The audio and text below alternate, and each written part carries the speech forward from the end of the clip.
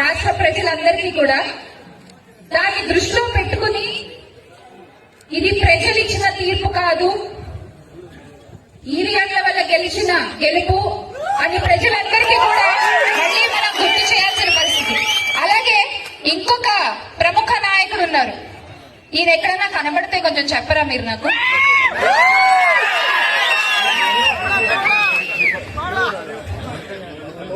ఎక్కడన్నా కనబడితే కొంచెం దయచేసి తెలియజేయగలరు. కనబడుట లేదు. గౌరవ ఉప ముఖ్యమంత్రి గారు, పీఠాపురం పీఠాధిపతి పవన్ గారు మిస్సింగ్. రాష్ట్రంలో అయితే అంటే రాష్ట్రంలో జరిగేవి ఈయనకి కనబడట్లేదు, ఆయన రాష్ట్ర ప్రజలు ఎవరికి కనబడట్లేదు. మళ్ళీ గొప్పగా నిన్న ఒక నివేదిక ఇచ్చారంట. రాష్ట్రంలో మొత్తం ఈ సంవత్సరాల్లో వాళ్ళు చేసిన మంచి కార్యక్రమాలన్నీ నివేదికలు ఇచ్చి సమీక్షలు చేసుకున్నారట. అది చాలా గొప్పగా రిలీజ్ చేసుకున్నారు. వాళ్ళు నిజంగా నివేదికలు ఇవ్వాలంటే ఎలక్షన్ల రిజల్ట్లు వచ్చిన తర్వాత హిందూపూర్ లో జరిగిన మొట్టమొదటి ఆడపిల్లపై జరిగిన అఘాయిత్యం దగ్గర నుంచి మొన్నటికి మొన్న చెట్టు కట్టేసి కొట్టిన మహిళపై జరిగిన దారుణం వరకు ఎన్ని ఆడపిల్లల జీవితాలపై వాళ్ళు నివేదికలు ఇవ్వాలండి?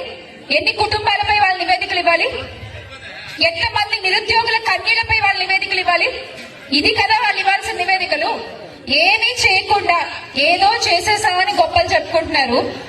ఆ అసలు నిజాన్ని వచ్చే ఎన్నికల్లో ప్రజలు కళ్ళకు కట్టినట్టు చూపిస్తారు ఈ కూటమి ప్రభుత్వానికి. ఇప్పుడు మనందరం కలిసి మనం ముందుకు సాగుతూ మన గుండెల్లో నిలిచినటువంటి నాయకులు శ్రీ వైఎస్ జగన్మోహన్ రెడ్డి గారిని గెలిపించుకోవాలి. ఈ 4 సంవత్సరాలు కూడా ఆయన ఎన్నిక చేసినటువంటి నాయకులతో కలిసి పనిచేస్తూ ఆయన ఎంపిక చేసినటువంటి అభ్యర్థులకి అండగా ఉంటూ మనం ముందుకు సాగాల్సినటువంటి పరిస్థితి. అందరికీ నమస్కారం. నేను మీ ఆకల ఉమేష్. నిన్నటి రోజు హిందూపురంలో కార్యక్రమానికి వచ్చిన వైసీపీ పెయిడ్ ఆర్టిస్ట్ బుల్లితెర యాంకర్ శ్యామల మా నాయకుడు ఆంధ్రప్రదేశ్ రాష్ట్ర ఉప ముఖ్యమంత్రి శ్రీ పవన్ కళ్యాణ్ గారిపై, మా ప్రియతమ శాసనసభ్యులు శ్రీ నందమూరి బాలకృష్ణ గారిపై కొన్ని అనుచిత వ్యాఖ్యలు చేశారు. అమ్మ శ్యామల ప్యాకేజీ ఇచ్చారు, మైక్ ఇచ్చారు, స్క్రిప్ట్ ఇచ్చారని నోటికి ఇచ్చినట్లు ఏది పడితే అది మాట్లాడితే పళ్ళు రాలగొడతామని సందర్భంగా నేను హెచ్చరిస్తున్నాం. మా నాయకుల గురించి ఏం తెలుసని వాగుతున్నావు? వారు ఎన్నుకున్న వృత్తి సినిమాలు ఒకవైపు చేసుకుంటూ వారిని ఎన్నుకున్న ప్రజల కోసం అహర్నిశలో కష్టపడుతున్నారు మా నాయకులు. మీ నాయకుల్లాగా గడిచిన 5 సంవత్సరాల్లో లిక్కర్ స్కామ్లు చేయలే, భూదందాలు చేయలే, రౌడీజాలు గుండాయిజాలు చేయలే, గంజాయి బ్యాచ్లను ప్రోత్సహించలే, అవినీతిలో వేల కోట్లను వెనకేసుకోలే. గడిచిన సంవత్సర కాలంలోనే అభివృద్ధి అంటే ఏంటో చూపిస్తున్నారు మా నాయకులు.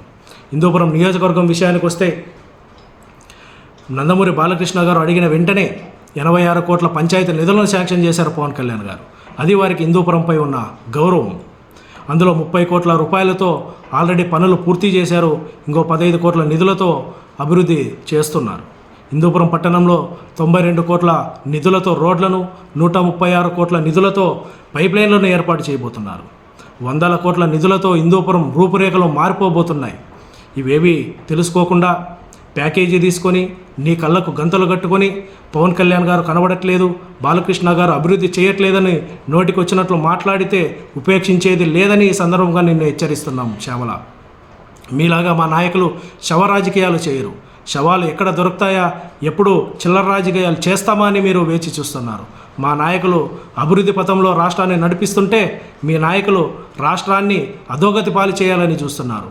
ఇకనైనా కళ్ళు తెరువు శ్యామల. ఇంకోసారి ఏది పడితే అది మాట్లాడితే పళ్ళు రాలగొడతాయని సందర్భంగా నేను ఇంకోసారి హెచ్చరిస్తూ ఒళ్ళు దగ్గర పెట్టుకొని ఇంకోసారి మాట్లాడాలని తెలియజేస్తూ సెలవు తీసుకుంటున్నా. జై హింద్.